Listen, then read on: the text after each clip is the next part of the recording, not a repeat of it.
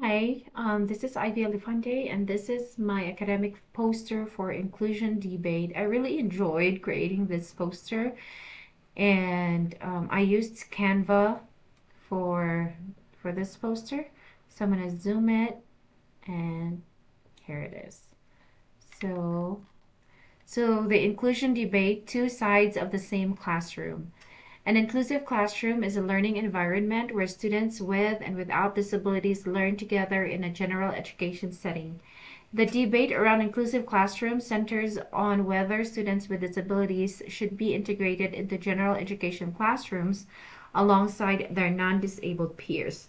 Supporters argue it provides equal opportunities, promotes socialization, and reduces stigma, while opponents raise concerns about the quality of education for all students, potential strain on teachers, and the need for special support that may not be available in inclusive settings. When I first came here in the United States in 2014, I do not have any idea what inclusion is. I mean, we do have special education population in the Philippines. However, we don't have a very strong program for them, and it's not really inclusive. And they do have exclusive classrooms and exclusive programs. And in our city, Iligan City, Philippines, I only, I think there's only one school that accommodates students with special needs, and it is exclusive, and other than that, it's all private institutions, like not even school related. So arguments for inclusion: number one, social integration and acceptance.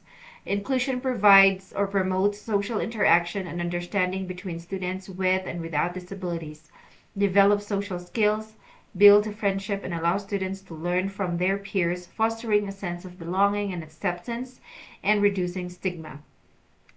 Number two, access to general education. Inclusion ensures equitable education where students with disabilities have access to same curriculum and educational resources as their peers. All students will have the same opportunity to learn in a setting that is as close to their peers as possible, with appropriate support and accommodation. Third, least restrictive environment, or LRE. The Individuals and with Disabilities Education Act, or IDEA, mandates that students with disabilities be educated in a least restrictive environment, which generally just means the general education classroom. This will prepare students for life in a diverse and inclusive society where they will encounter a variety of people with different abilities and backgrounds.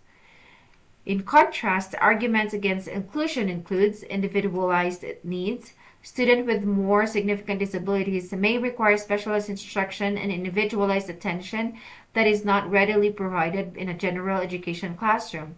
Specialized settings can offer more individualized attention and a more tailored curriculum for students with disabilities, leading to better academic outcomes. 2. Resource constraints. Implementing full inclusion can be challenging for schools, particularly in terms of staffing, classroom modifications, and specialized equipment. And third, teacher burnt out. Teacher may feel overwhelmed by the demands of inclusive classrooms, especially if they lack adequate training and support. Including students with diverse needs in general education classroom can increase the workload for teachers who may need to provide additional support and accommodations.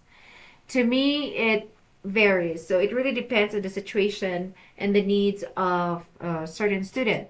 The debate over inclusion is complex and multifaceted, with valid arguments on both sides, which I agree. Ultimately, the best approach may depend on specific needs of individual students, the resources available, and the willingness of the school and communities to embrace inclusive practices.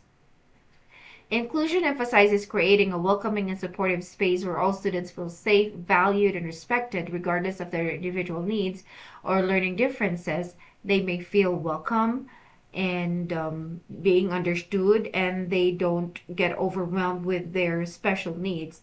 Rather, they feel like they're just normal people, also, wanting or ready to learn about the world with the general population. However, exclusive classrooms will also benefit students with specific needs that they will be provided with individualized attention and tailored instruction.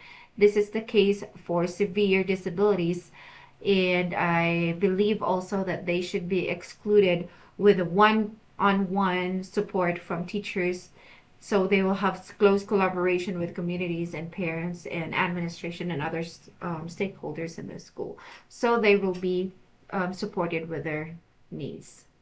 Thank you. So this is my poster.